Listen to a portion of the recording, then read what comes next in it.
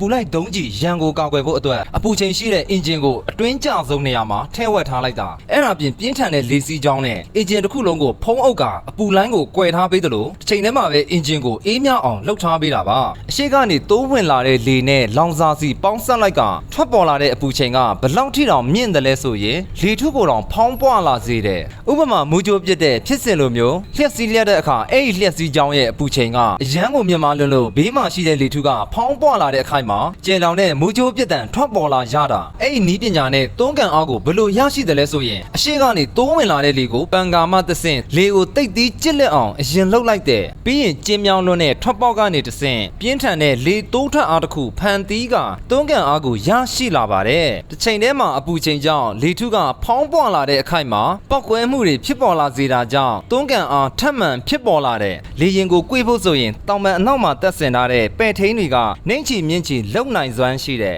တောင်ပံတစ်ဖက်ကပဲ့ထိန်းနှစ်ချက်ဟာဘေးကိုကားတက်လာပြီးတော့လေထဲမှာဗလိတ်အိုးလိုက်တဲ့ပုံစံမျိုးနဲ့လေရင်တစ်ချမ်းကိုနောက်နှေးအောင်လှုပ်လိုက်တာကြောင့်လေရင်ကအလိုလို꿰သွားရတာဖြစ်တယ်တာမန်လေရင်တွေဆိုရင်သူ့ရဲ့ကိုယ်ထိန်နဲ့အမီးကနေတဆင့်တံပြန်လာတဲ့ရေဒါလှိုင်းကိုဖမ်းယူရရှိတာဖြစ်တယ်ဒါပေမဲ့ B2 လေရင်ကိုတော့ရေဒါရဲ့အမြင်မှာအပြားလိုက်ကြီးဖြစ်နေတာကြောင့်ဖမ်းလို့မရပဲဖြစ်သွားတယ်လေရင်ရဲ့တောင်ပံပတ်လည်မှာစီတိုင်ကြီးတွေထားရှိပြီးတော့ဝေဟင်မှာ44နိုင်အထိမနာတန်ပြန်တန်းနိုင်စွမ်းရှိတယ်လေရင်ပေါ်မှာပေါင်900ပုံ82လုံးပါရှိပြီးတော့သူ့ကိုကျဲချလိုက်တဲ့အချိန်မှာအလွတ်တန်ကြားရောက်လာတဲ့အချိန်နဲ့ပေါင်းဆက်ပြီးတော့ပြင်းအားကိုရယူတာမျိုးဖြစ်တယ်နောက်တစ်မျိုးကတော့အမြင့်ပေ40အလေးချိန်ပေါင်9000ရှိတဲ့နောက်ဆုံးပေါ်ဘုံဖြစ်တယ်သူ့ကိုကျဲချလိုက်တဲ့အချိန်မှာအရင်ဆုံးအမီးမှရှိတဲ့ပဲ့ထိန်၄ခုကတစ်ခုချင်းစီလွတ်လပ်စွာလှုပ်ရှားနိုင်စွမ်းရှိတယ်ပြီးတော့လိုအပ်တဲ့နေရာစီကိုအလိုအလျောက်ရွေ့ရှားပေးကတာကတ်စီကိုအတိအကျချိန်ရွယ်သွားတာပါပြီးရင်သူ့ရဲ့အလေးချိန်နဲ့ကျလာတဲ့အချိန်ကိုပေါင်းဆက်ကမြေအောက်ပေနေရအနက်ထဲကိုအရင်ထိုးဖောက်ဝင်ရောက်ပြီးမှ